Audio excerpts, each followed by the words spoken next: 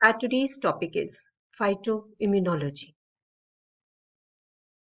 Phytoimmunology is the study of how plants defend their tissues from infection. Plants do not have an adaptive immune system in the way animals do. They lack mobile immune cells, antibodies, and the specific mechanism for long-lasting immune memory. But plants have evolved innate immune mechanisms to sense and respond to infections. Innate immune is a complex multi-layered defense system that protects plants from a wide variety of microbial pathogens and pests. Innate immune system is characterized by its ability to recognize conserved molecular features associated with pathogen or cellular damage and launch a robust defense response. So plant immunity is the inherent capacity of plants to withstand biological attack by pathogens. Here, molecules released from the pathogens are recognized by the plant cell surface receptors and trigger specific signaling that help to defend the plants against attack.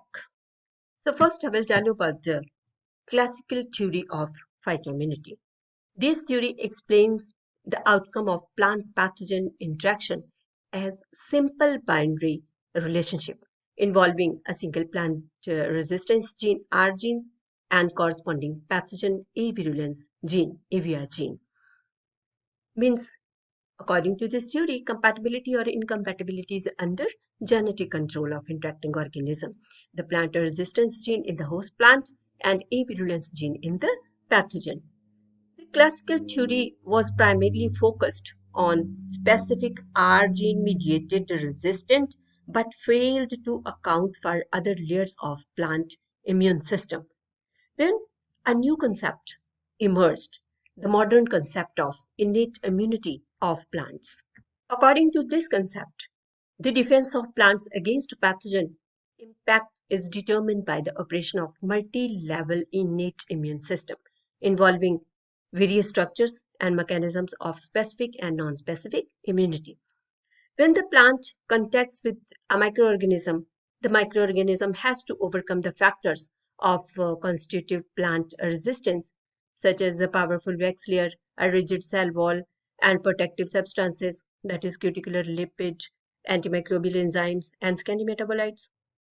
The next protective barrier preventing the pathogen intrusion is the uh, innate plant immune system. In order to overcome this barrier, the pathogen has to remain either unrecognized by the plant or to suppress the activation of the host defense responses. The plants first recognize pathogen and their metabolites by means of membrane receptor, a conserved mechanism occurring also in animal organisms. So receptors recognize specific conserved molecular pattern associated with pathogens that are uh, alien substances for the plant. So they were called pathogen associated molecular pattern, PAMP. Actually, PAMP is inherent to all organisms, irrespective of whether they are pathogenic or not. For this reason, the term PAMP was later replaced with MAMP, microbial associated molecular patterns. So plants are also able to recognize the fragments of cell walls or cuticle released under the action of microbial lytic enzymes. These specific products were then named the damage-associated molecular patterns, DAMP. The MAMP are identified by the receptors known as pattern recognition receptors, PRR. When activated by specific ligands, PRR act as trigger for immune signaling. The triggering activates a series of defense reactions, preventing the infection and disease development. So this immune mechanism known as pattern triggered immunity, PTI. Pathogens are perceived by two different recognition systems that initiate plant immunity. They are pattern-triggered immunity, PTI, and effector-triggered immunity, ETI. So pattern-triggered immunity, PTI, is the first level of plant innate immunity. Virulent pathogen strains are able to suppress the receptor-mediated PAMP induced defense reaction. This is achieved through the recruitment of various effectors acting as virulence factors for the susceptible host. When the effectors are recognized by the host plant, the second level of innate immunity becomes activated, and it is known as effector-triggered immunity, ETI. The first level of innate immunity, PTI, accounts for non-specific resistance, whereas the second level determines specific resistance responsible for the hypersensitive reaction. The activation of innate immunity at PTI and ETI levels may result in the systemic resistance, which provides a long-lasting defense of the whole plant against a wide array of pathogens. So the plants are also able to implement the mechanisms of transgenerational immune memory. In this case, impact of stress on one generation may lead to effective adaptation of the next generation to the same stress factor. So first is pattern-triggered immunity, PTI. PTI in plants is a multi-step process initiated by the recognition of conserved microbial or damage-related molecules, and this detection activates a complex signaling network that leads to robust defense responses. So first step is recognition of invading molecules. So the process begins at the plant cell surface when transmembrane pattern recognition receptors PRRs detect specific molecules from invaders or damaged host cells. So these molecules are maybe microbe-associated molecular patterns, MAMPs, uh, damage-associated molecular patterns, DAMPs, and PRRs. Microbe-associated molecular patterns are conserved molecules from microorganisms that are essential for their survival, and such as bacterial flagellum and fungal chitin.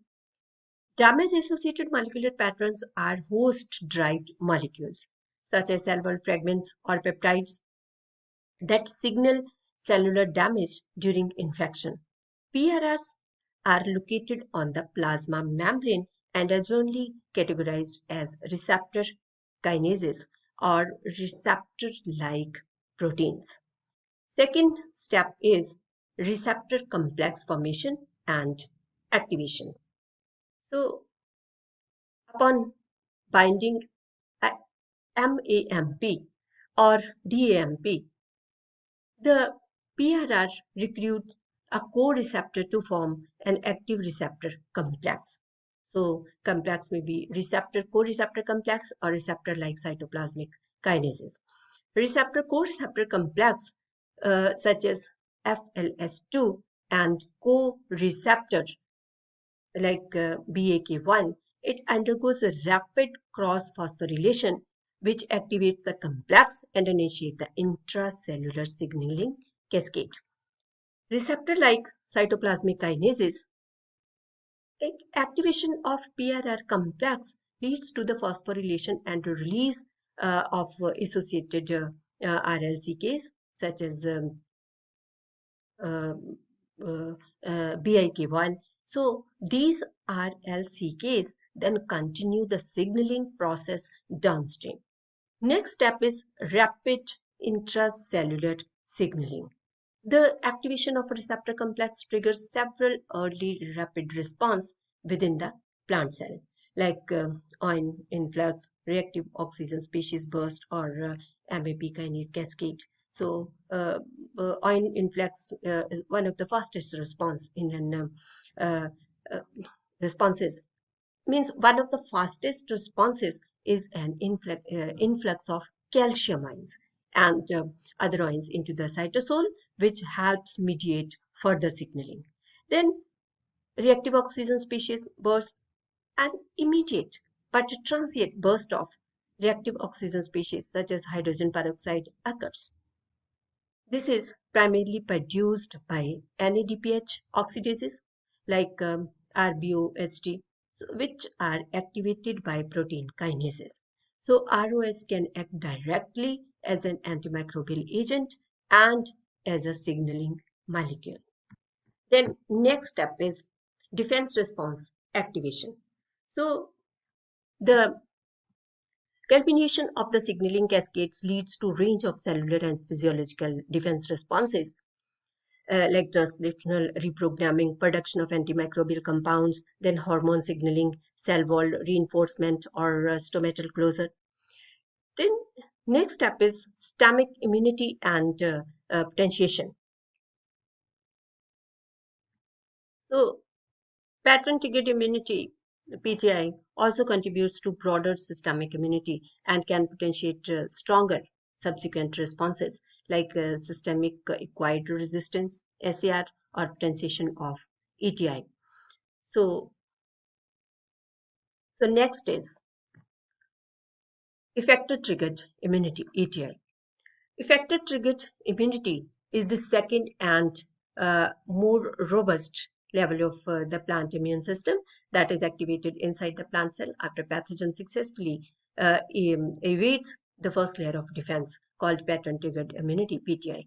The procedure for ETI involves the perception of pathogen effector proteins, which pathogens inject into the plant cell to suppress PTI. So, various steps of this effector trigger immunity system. First is delivery of effector proteins. Here, adapted pathogens such as bacteria, fungi, oomycetes, it uses specialized delivery system and to inject the effector proteins into the host plant cell. So these effectors are designed to inhibit PTI and promote infection. Second is recognition of effector proteins. So ETI is triggered when the plant's intercellular immune receptors, which are the most often nucleotide binding leucine rich repeat proteins, NLRS. So, detect the presence of specific pathogen effectors. So, the detection can occur in several ways like direct injection or guard hypothesis or decoy model. Then next is activation of NLRS. So upon detecting the effector, the NLR undergoes conformational change, and this often involves exchange of ADP for ATP in its nucleotide binding domain and switching it from the inactive to an active state. So activated NLR then typically form larger multi protein complex called resistosomes. Next step is downstream signaling and response. So the formation of resistosome and the enzymatic activity of the NLR activates downstream signaling pathways, and this leads to robust defense response. So that includes hypersensitive response, reactive oxygen species burst, transcriptional reprogramming, salicylic acid production, or systemic acquired resistance. Hypersensitive response is a rapid localized programmed cell death at the site of infection. So this starts biotrophic pathogens which require living tissues by isolating and killing the infected cells. Then a rapid production of highly reactive oxygen species that can directly harm pathogens and act as signaling molecules for the other defense responses. Transcriptional reprogramming means a large-scale change in gene expression that upregulates defense genes and reconfigures the plant's metabolism for defensive state. Then salicylic acid production and systemic acquired resistance means the production of mobile signals that travels throughout the plant, triggering the broad spectrum, long-lasting immunity in tissues far from the initial infection. So this is all about phytoimmunology. Thank you.